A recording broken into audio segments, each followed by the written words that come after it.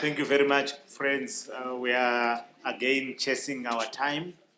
So I'll ask my panelists here to be very succinct as they report back from the groups. I will start with my colleagues to my right. Mote, can you share with us how the conversation went in your group? Yes, we had a very interesting and very good conversation. We acknowledged the fact that a lot of work has been done on LGBTI, and a lot is being done.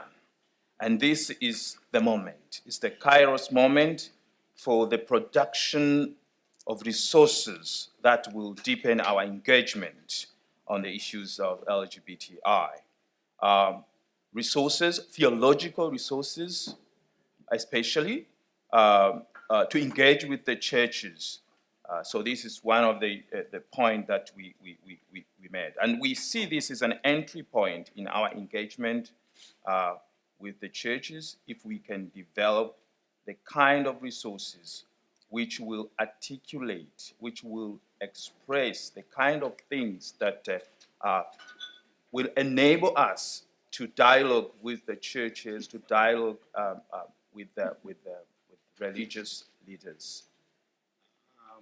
Sorry, I'll have to cut you short. Thank you very much. Lily, can you share? Okay, from our group, which was very successful indeed, we talked about the need for tools and the language on both sides, the LGBT side and the church's side, so that we're able to dialogue using the same language and coming from the same front. And the other thing that came up during our group discussion was that the dialogues need to continue. Neither side should tire because it's a learning curve and each side needs to learn from the other. And probably the other thing I would like to highlight from the group's perspective is that the angles that have been taken in the struggles or discourses on LGBTI issues and the church have been on human rights only, but then there needs to be an incorporation of all angles, not just the human rights, but the theological aspects as well. I think that's basically what we discussed, among other things. Thank you. So all angles covered. Thank you. Coco?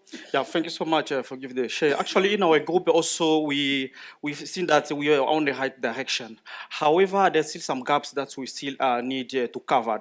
And among them, we found out that we haven't reached enough faith leaders. Of course, we work with faith leaders, but we haven't reached enough to them. In addition to that, we are also supposed to reach out to traditional leaders. And also we come up with the new concept that we talk medical fraternity. We know that there are so many diagnoses, wrong diagnoses that some medical doctors are using, like HIV is a case for LGBTI people. So I think we should make them as a part of our LI.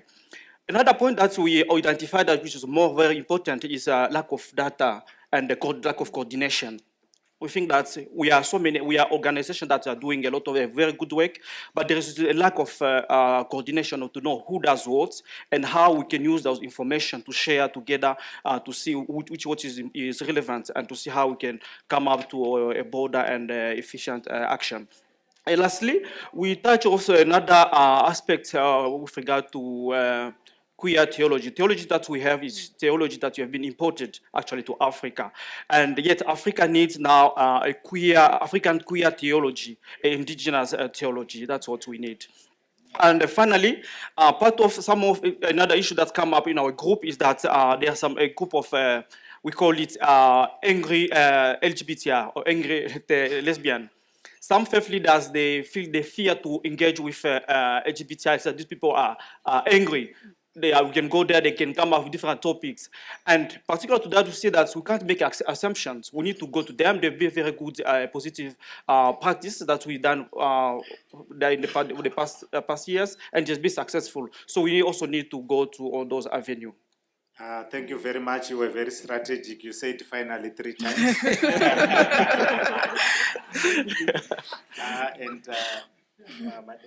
All right, thank you so much.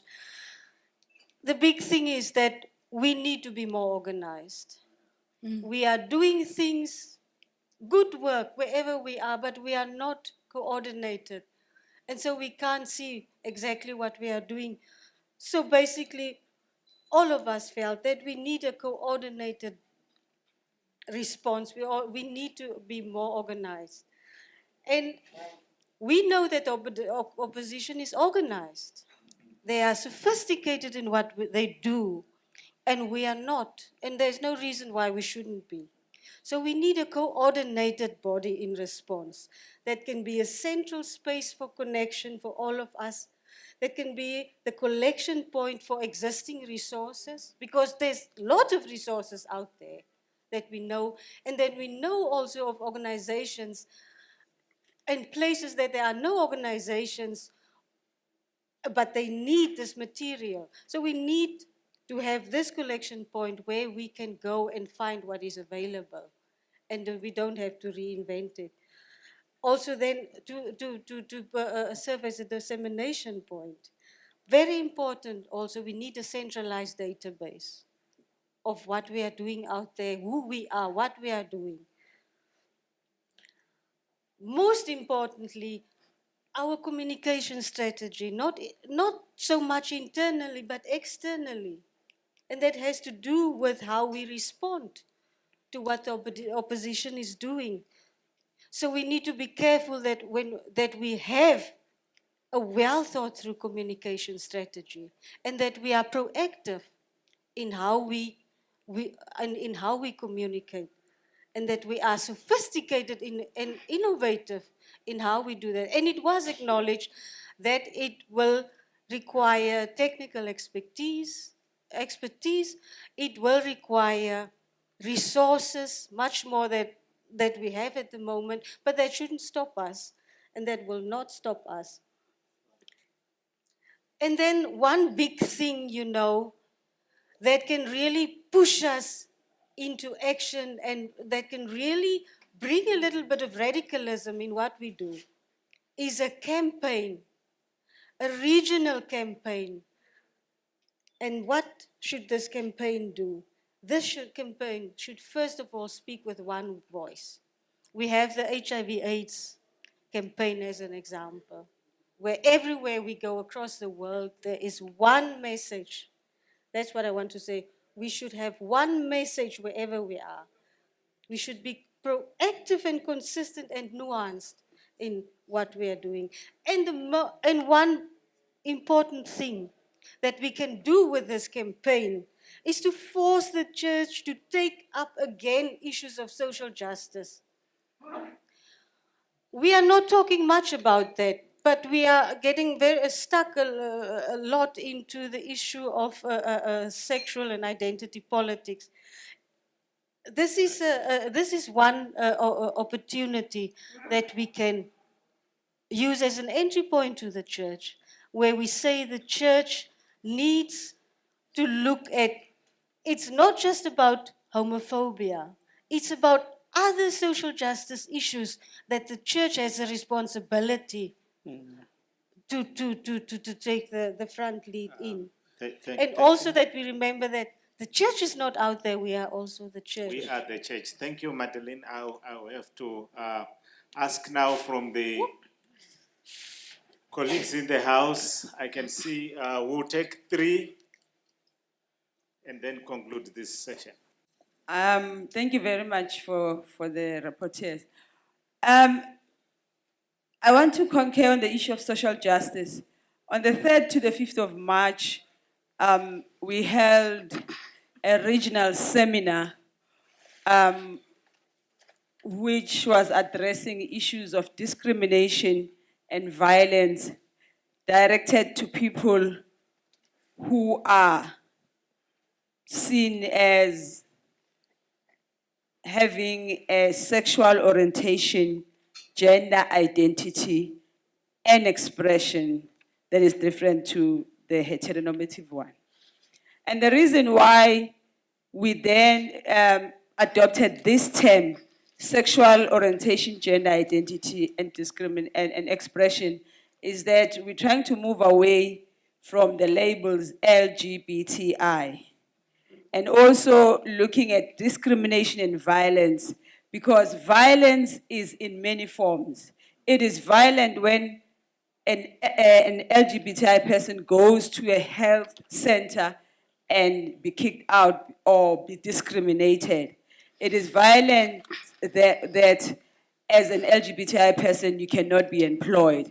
So that can then link to what Magdalene is talking about when the churches begin to take issues of social justice, because social justice include access to socio-economic rights. It's just a comment on language, and especially language on human rights. It has been said a lot, but I just want to say we should also drink from our own wells. We have activists who are human rights. We have been discussing with Alice, for example, who can be able to help us develop that language in a way that we can use it properly. I think the question is not just human rights language, but it's the misuse or not using it properly. But I think it's key. We cannot just put it aside and say, let's move from human rights to another. No, human rights language is important. Let's let our experts help us, African humanists, human rights activists, to help us develop that language. Thank you very much. The Bible is one of the most important human rights documents one can encounter. Should. Good day.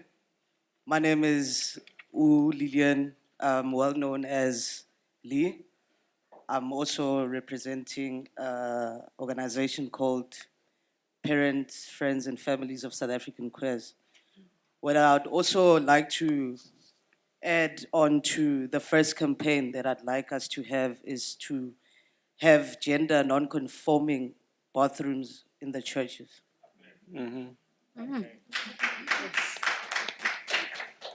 Okay, thank you for the proposal. Anyone else with a burning one before I ask our panelists to, in 35 seconds, summarize?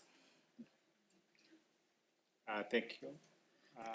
Yes, please. Yes, to sum up, I want to talk on the strategic entry points in engaging with issues of LGBTI, according to the group we discussed.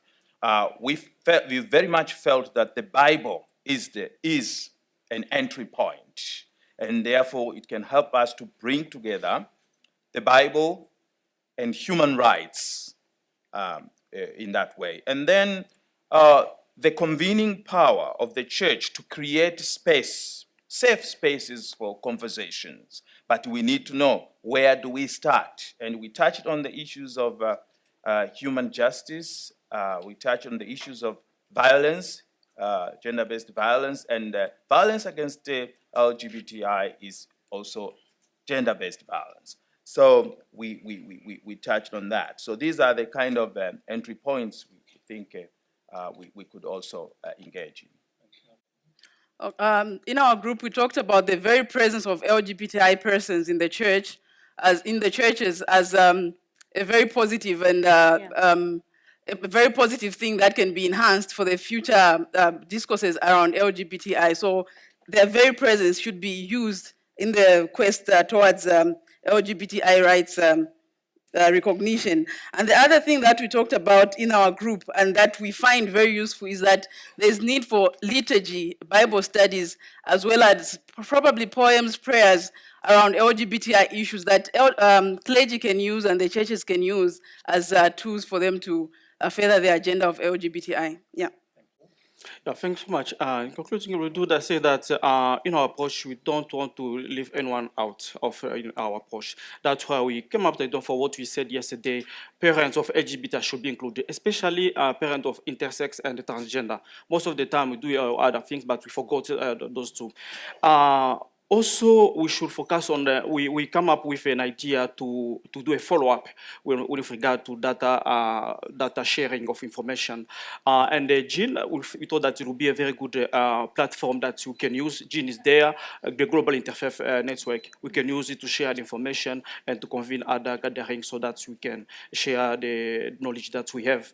And especially do a lot of work, especially theological research on queer. Okay, thank you.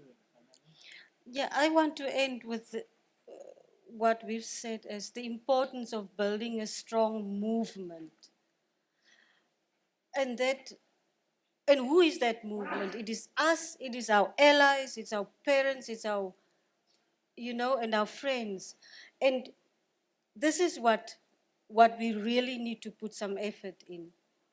And part of that is we need to grow and support and nurture LGBTI people to be able to integrate their spirituality and their sexuality, so that what we do can be sustainable in the end. We need to grow those champions, those change agents in our communities.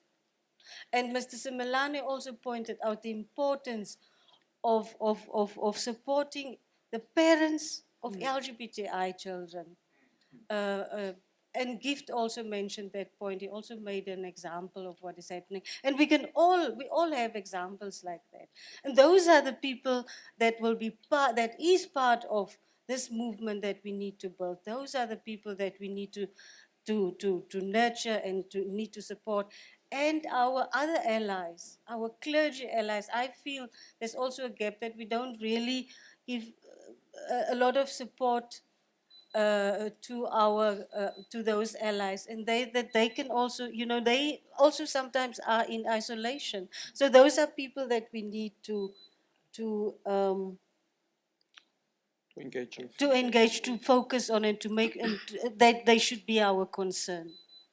And most of all, we need to start building that movement now. Thank you. By virtue of the authority vested in me, I hereby dissolve this congregation. Thank you. Thank you. Just too short. Thank you. You're welcome.